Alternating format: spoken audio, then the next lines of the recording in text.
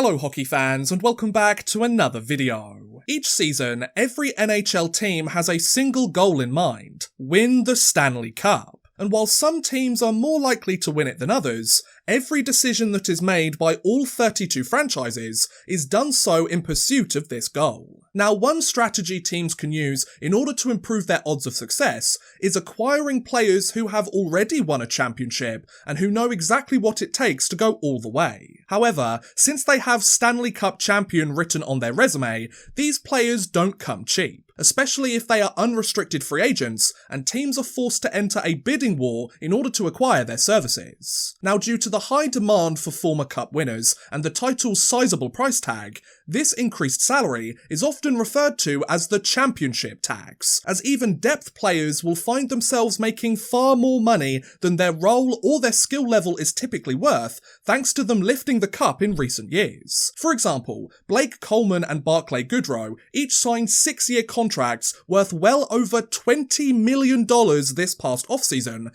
due to their effective play on Tampa's third forward line and their part in helping the Lightning win back-to-back championships. Now, it's highly unlikely that either of these players would be earning $4 or even $5 million a year for the next half a decade if they didn't win consecutive cups, but if a team wants to acquire their talents, they are forced to pay up and pay up big. So how often has this tax been given, how large is the raise these players receive, and what happened to each recipient in the years after their signing? Well, let's take a look at some of the most notable examples of the last decade and find out, shall we? So in today's video, join me as we explore the NHL's biggest championship tax signings. First up, we have one of the briefest examples of this tax being used in Brad Richards. Throughout his 15-year NHL career, Brad Richards carved out quite the impressive tenure in the show. After all, the former third-round draft pick scored 932 points in 1,126 games,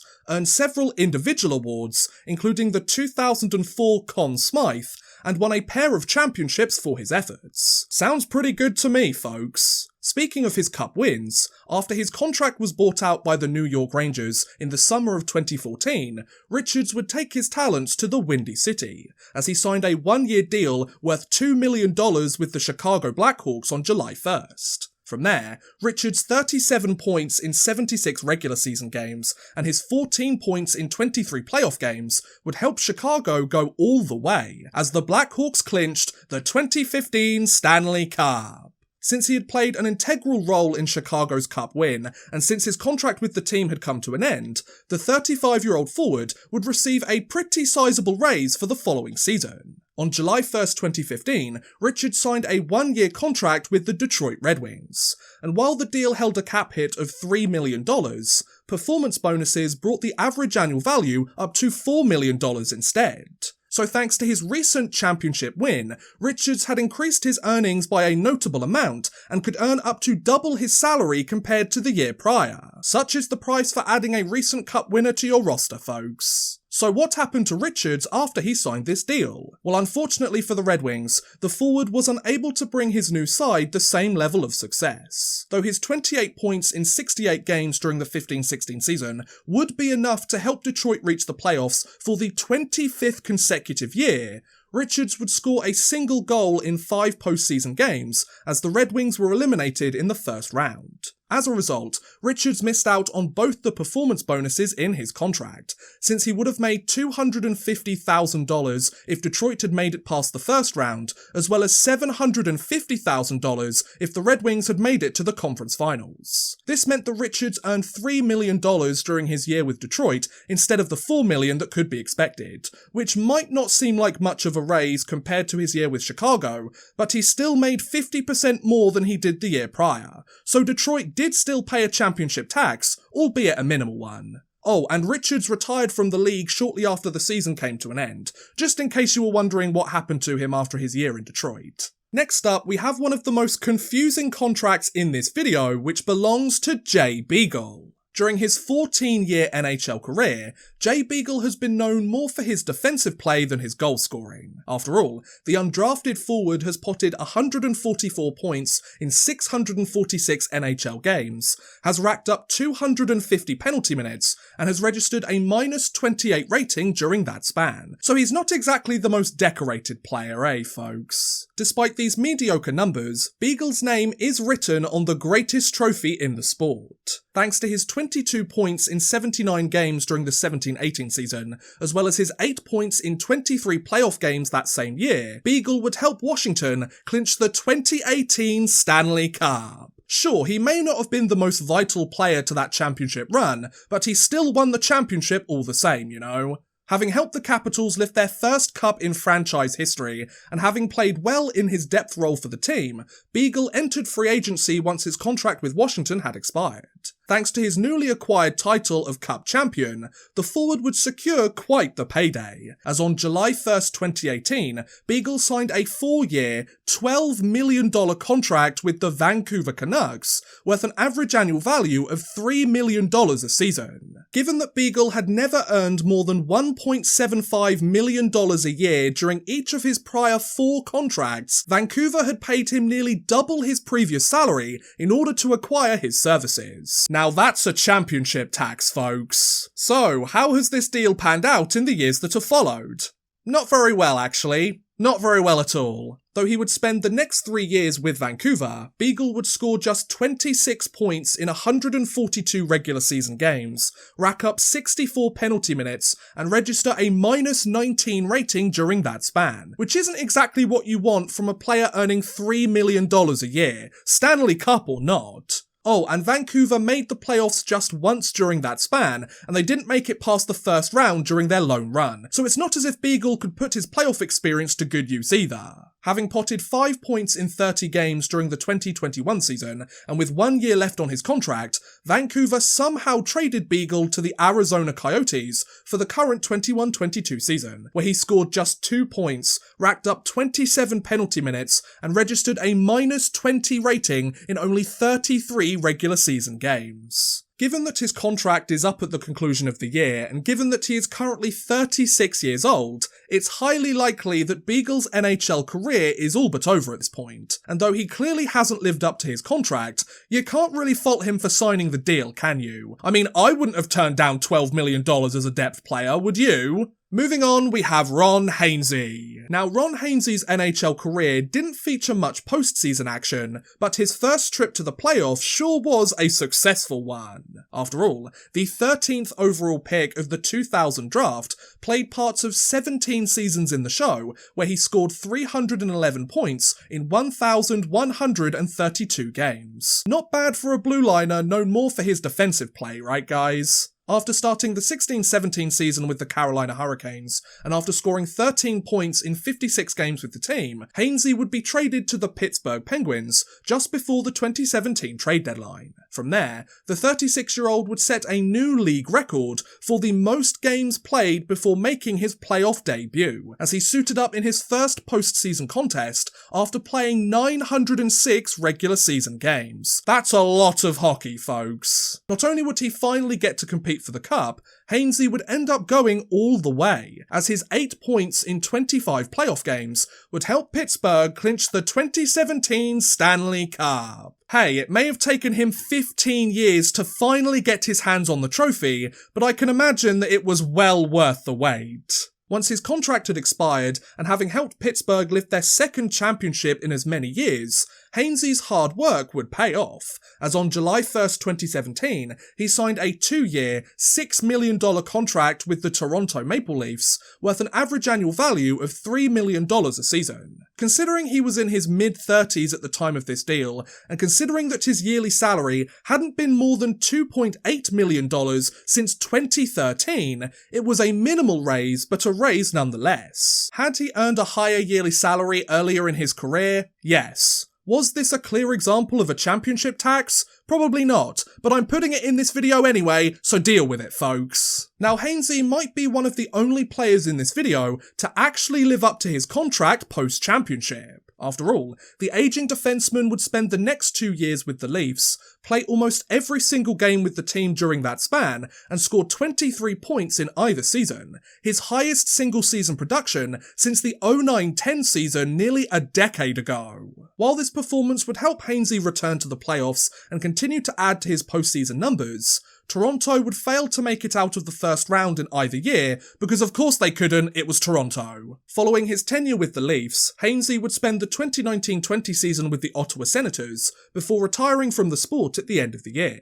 Given that he put up respectable numbers during the twilight years of his career, and he made $9.5 million in his 3 seasons after winning the Cup, he certainly could have done a lot worse for himself, that's for sure. Next, we have Viktor Stalberg. During his 8 seasons in the NHL, Viktor Stalberg may not have been the most productive player, but his strong skating ability and his relentless work ethic made him a valuable asset for a team's middle six. After all, the former 6th round draft pick potted 168 points in 488 games, including a 20-goal year with the Chicago Blackhawks during the 11-12 NHL season. Speaking of the Blackhawks, thanks to his 23 points in 47 games during the lockout-shortened 12-13 season, and thanks to his 3 points in 19 games in the postseason, Stalberg would get his hands on a championship, as Chicago would clinch the 2013 Stanley Cup. Sure, he wasn't the highest scorer during the playoffs that year, but he certainly played his part to help his team reach the top.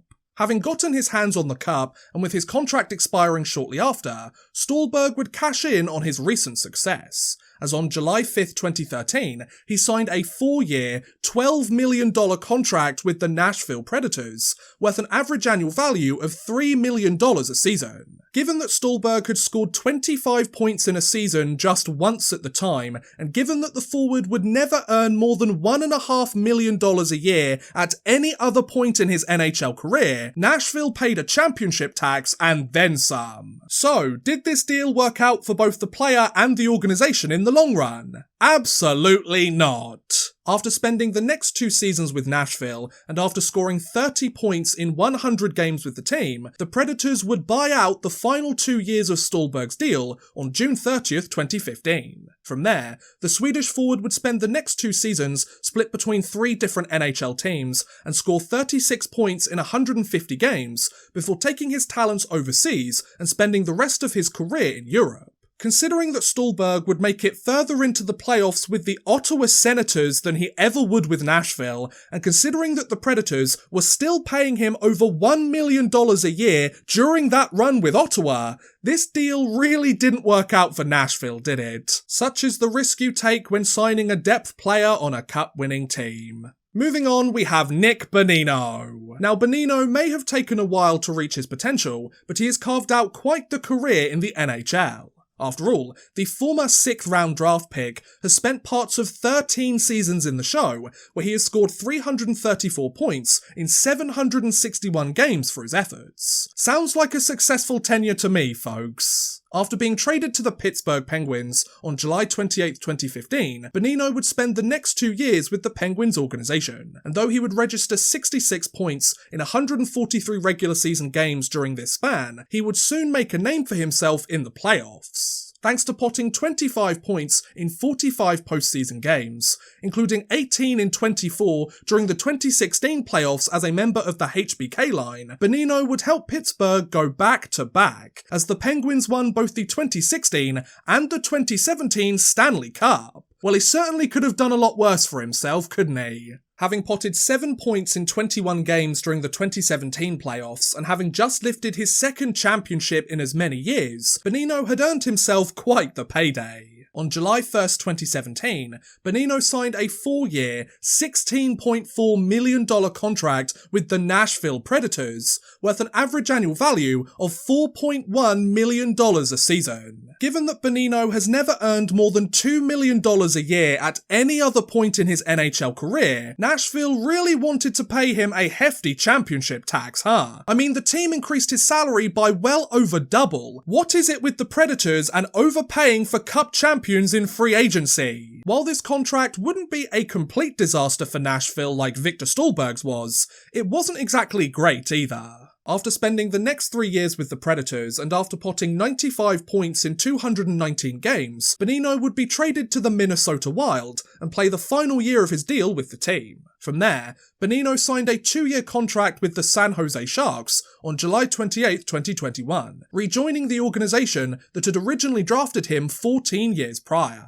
Since he scored 26 points in 80 games during his debut year with the Sharks this season, and since he has 1 year left on his deal with the team, it seems like Bonino shall be sticking around in San Jose for the foreseeable future. Now, whether he continues to regress as he enters his mid-30s remains to be seen, but playing an important role in winning 2 cups in 2 years is quite the unique achievement, folks? Penultimately, we have Willie Mitchell. During his 15-year NHL career, Willie Mitchell was a sizable presence both on the blue line and in the locker room. After all, the former 8th round draft pick scored 180 points in 907 NHL games, was one of the top shutdown defensemen in the league, and wore a letter on his jersey on numerous occasions too. After joining the Los Angeles Kings in 2010, the defenseman would spend the next 4 years with the team, and though he would miss the entire 12-13 season due to injury, and only register 46 points in 209 games during that span, Mitchell would get his hands on a pair of championships. Thanks to his 3 points in 20 postseason games,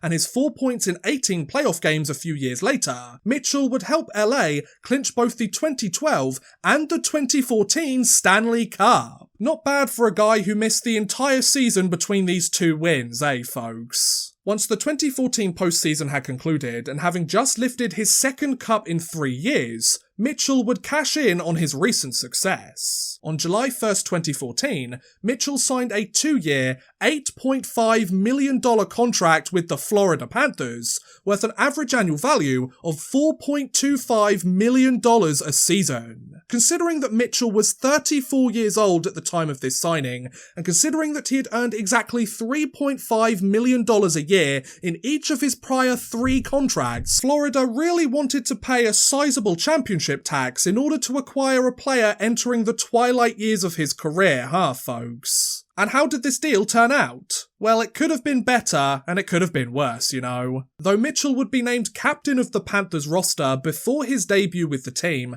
and though he would wear the C on his jersey for the next 2 years, the aging defenseman would struggle to stay healthy over the course of this deal. In fact, Mitchell would miss 52 games during his tenure with Florida and score just 15 points in 112 games in that span, before injury concerns forced him to hang up his skates at the conclusion of the 15-16 NHL season. Not the best way to conclude your career, of course, but his $4 million yearly salary likely softened the blow just a little bit, And finally, we have the biggest championship tax signing of the last decade, Dave Bolland. During his decade-long tenure in the show, Dave Bolland's NHL career was quite the roller coaster ride. After all, the former 2nd round draft pick potted 208 points in 433 NHL games and almost reached the 20-goal plateau on 2 separate occasions as a member of the Chicago Blackhawks. Speaking of the Blackhawks,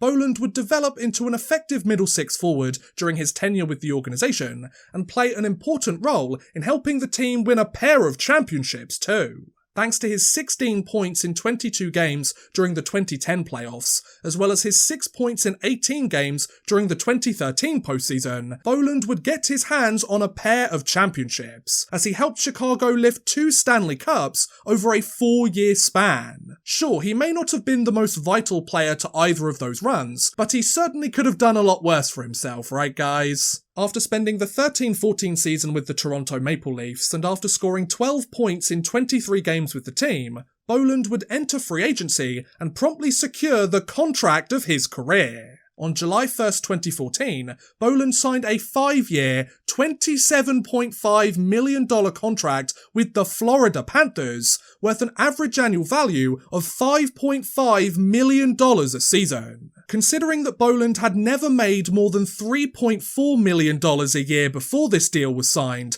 and considering that he had played 75 games in a season just once over the 5 years before this contract, Florida paid a championship tax and then some. I mean, come on Panthers, you're worse than Nashville at this point. Unfortunately for both the player and his new organisation, this deal wouldn't work out too well in the several years that followed.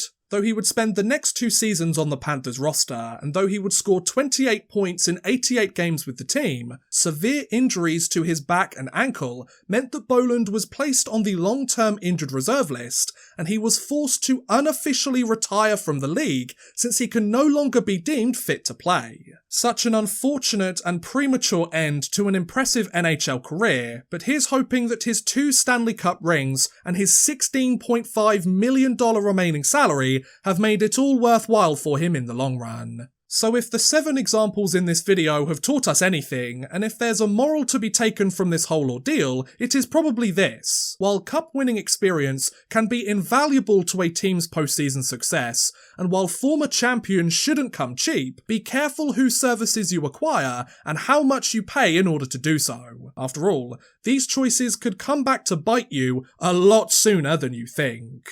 And that was a look at the NHL's biggest championship tax signings. What do you guys think about the various contracts that these players signed after their respective cup wins? Did each of them earn their new deals, or were they severely overpaid for their services? Let me know in the comments below, I would love to hear what you guys think. But thank you very much for watching, guys, I hope you have enjoyed. Please feel free to like, subscribe, share, or watch some of my other videos. Thank you very much for watching, and goodbye! A big thank you to Clayton Hallam, Drew Fawcett, Houston NG, Raquel and Worthless Pieces for helping support this video via Patreon. If you too want to help support the channel a little bit further and get a shout out at the end of every future video, make sure you head over to patreon.com/oddmanrush and become a patron today.